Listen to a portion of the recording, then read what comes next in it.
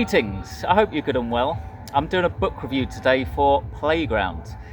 Playground was published in 2022, so it's a fairly new book. It's splatterpunk or extreme horror, which are pretty much the same thing. Playground has quite a daring plot. It's about a twisted, bitter, infertile old lady who builds a deaf playground underneath her mansion, and then she uses her burly adopted son to lure families and children into this playground. This book is set in 1990s America, and there's a strong theme of child abuse that goes through it. I don't mean paedophilia, I mean there's this playground where children get hacked up and sliced to death. I think that qualifies as child abuse. And you've also got the woman who owns the playground, and she's a foster parent to this man called Rock, and she's kind of belittled him and abused him all his life. So you've got that as well. And you've also got this family, that there are two families who go to this mansion who get lured there, and one family kind of sees their children as an investment.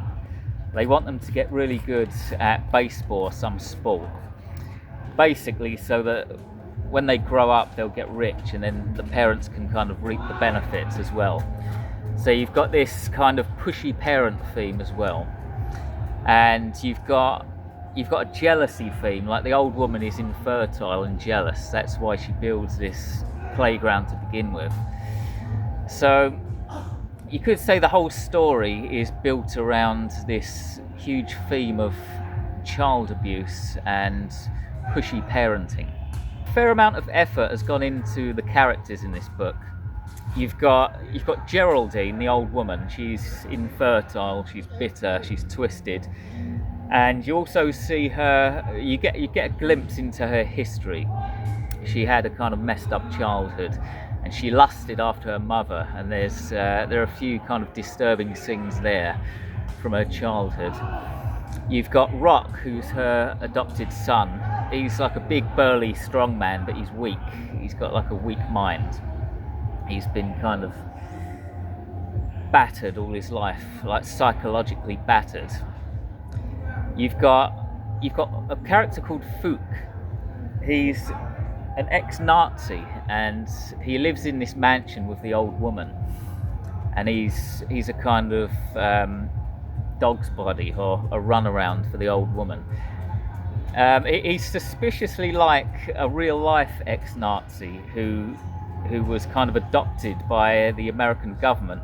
His name escapes me. I can't remember his name, but I kind of suspect that this Fook character was based on him. And then you've got the parents, the two sets of parents, the two families who get lured to this playground. Those characters are quite well crafted.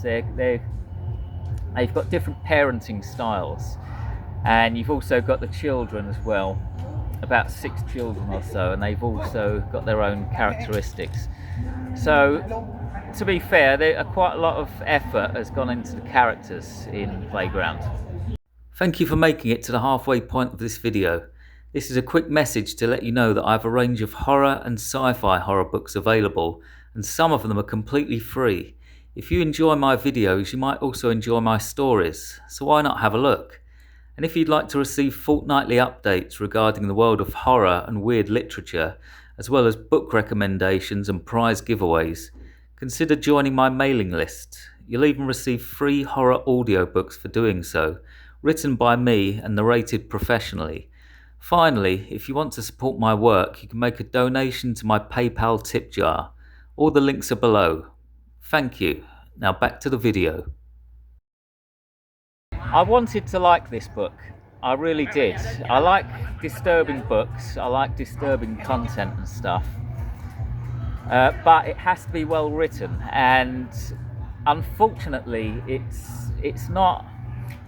It's kind of crafted well, but the prose needs some work, in my opinion.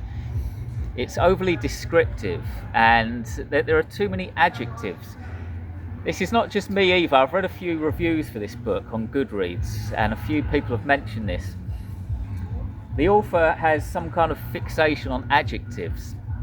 Every single object he describes in every sentence has to have an adjective in front of it, and it gets a bit tiring after a while. There are also lots of alliterations as well that get quite jarring. The author tells, not shows, and that's a kind of cardinal sin of storytelling. You should show, not tell. This book kind of reminded me of Intensity by Dean Koontz, which has a good premise, but it's not written well. To be fair, I will mention the fact that the author has a decent vocabulary. There are certain paragraphs that read well, but it's way over descriptive and there are way too many adjectives. Did this book scare me? Not really. I read the first quarter of it whilst listening to horror music, like a horror soundtrack, and I kind of got into it, and there was like a dark atmosphere and stuff, but it didn't really scare me. While I was reading about these children navigating this playground and climbing over the rides and stuff, it kind of came across as a splatterpunk version of Honey, I Shrunk the Kids. I'm sorry, it just did. It wasn't really scary. It was a bit disturbing. It was a bit gross at times. It kind of grossed me out a little bit. I think the strongest points in the book are the different parenting styles and Geraldine's history. The woman who owns the mansion, reading about her background was quite scary, but overall it didn't really scare me that much. I'm all up for a bit of splatterpunk. I'm all up for a bit of extreme horror, but it has to be written well. It has to have good prose, and it has to be very well crafted in order for it to kind of pass.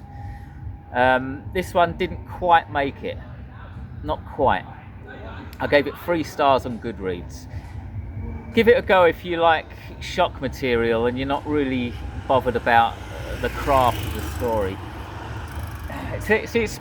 I feel a bit harsh saying this. The characters are crafted well, but it just doesn't quite make it. Give it a go if you're a hardcore splatterpunk fan or whatever, but I gave it 3 stars. It didn't completely blow me away. Thanks very much for watching. I'll be back in 2 weeks with another book review. In the meantime, try to have a good day on this gory, abusive, extreme piece of rock we call Earth. Lots of literary love. Goodbye.